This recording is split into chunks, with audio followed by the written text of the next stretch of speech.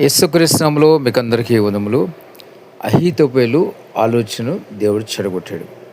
అదేవిధంగా మన దేశంలో అనేక మంది ఈ ధర్నా చేస్తున్న వారికి వ్యతిరేకంగా వాళ్ళని అనగదొక్కి వేయాలి, మరి ఎంతకైనా ఏదైనా చేయాలని ఒక ఆలోచనతో ఉన్నట్టుగా చాలామంది చెప్పుకుంటూ వింటున్నాం. అయితే ఏది ఏమని అప్పుడు కూడా దేవుడు ప్రభుత్వాన్ని ఉంచేది లేకపోతే కనుక ప్రభుత్వం నిలబడదు. ఎందుకంటే ఈ మధ్యకాలంలో ఆఫ్రికా దేశంలో ఒక దేవుని సేవకుడు అని చెప్తున్నాడు, ఇక మోడీ ప్రభుత్వం దిగిపోతున్న త్వరలో అనేసి ఆయన ఒక ప్రవచనం చెప్పాడు. ఇదైతే వాస్తవం, అతి త్వరలో దిగిపోతుందని ఆయన ఈ మధ్యకాలంలోనే ఆయన చెప్పడం జరిగింది.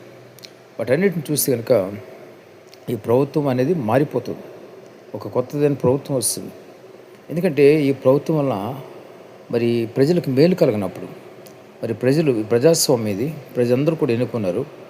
ఎన్నుకున్న సమయంలో ప్రజలకి మేలు కలిగినప్పుడు, ప్రజల్ని అణగదొక్కే ప్రయత్నం చేసినప్పుడు, క్రైస్తవుని హింసించి వాళ్ళని చెరసాలలో వేసి యావజ్జీవ ఖైదులుగా చేసి ఇన్ని రకాలుగా చేసినటువంటి ఈ ప్రభుత్వాలు ఉండాలని ఎవరు కూడా, ఏ క్రైస్తవుడు కోరుకోరు.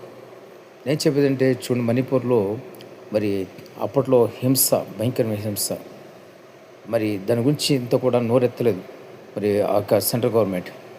ఎప్పుడుకో కొన్ని నెలల తర్వాత దాని గురించి చెప్పడం జరిగింది. అక్కడంత భయంకరమైన హింస జరిగింది. అయితే కూడా ఎవరు కూడా ఎక్కువ మంది స్పందించలేదు. తెలుసుకోవాల్సింది ఏంటంటే, క్రైస్తవుల పక్షంగా దేవుడు ఉన్నాడు.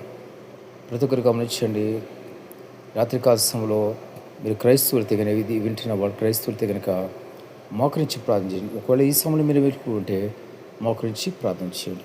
మంచి ప్రభుత్వం కావాలని ప్రార్థించండి. అదొకటే కాదు, ధర్నా చేస్తున్న వారికి క్షేమం కలగాలని ప్రార్థించండి. వాళ్ళపై కీడు రాకుండా.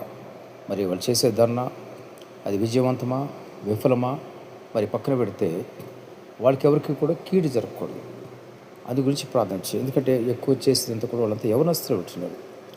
వాళ్ళకెంతో భవిష్యత్తు ఉంటుంది. కాబట్టి అది కాకపోయినా ఎవరి ప్రాణం కూడా పోకూడదు. కాబట్టి ప్రతి ఒక్కరు గమనించండి, ప్రార్థన చేయండి. ఈ సమయంలో మీరు మెలుకు ఉంటే వెంటనే మీరు మోకరించి ప్రార్థన చేయండి. పౌరుషంతో, రోషంతో, పట్టుదలతో ప్రార్థన చేయండి. దేవునికి అసాధ్యమేమీ కూడా లేదు. కొత్తదైన ప్రభుత్వ దేవుడు మనకి అనుగ్రహిస్తుంది. క్రైస్తవులు స్వేచ్ఛగా జీవించేటువంటి ప్రభుత్వాలు దయచేయమని మీరు ప్రార్థన చేయండి. ఖచ్చితంగా దేవుడు ఆయన కార్యాలు చూపిస్తాడు. కాబట్టి గమనించండి, ఎవరు కూడా వెనుక తీయవద్దు. ప్రార్థన చేయండి, దేవుడు అద్భుత కార్యాలు చేయబోతున్నాడు. దేవుడి మాటలు దీవించుగాక. ఆమేన్.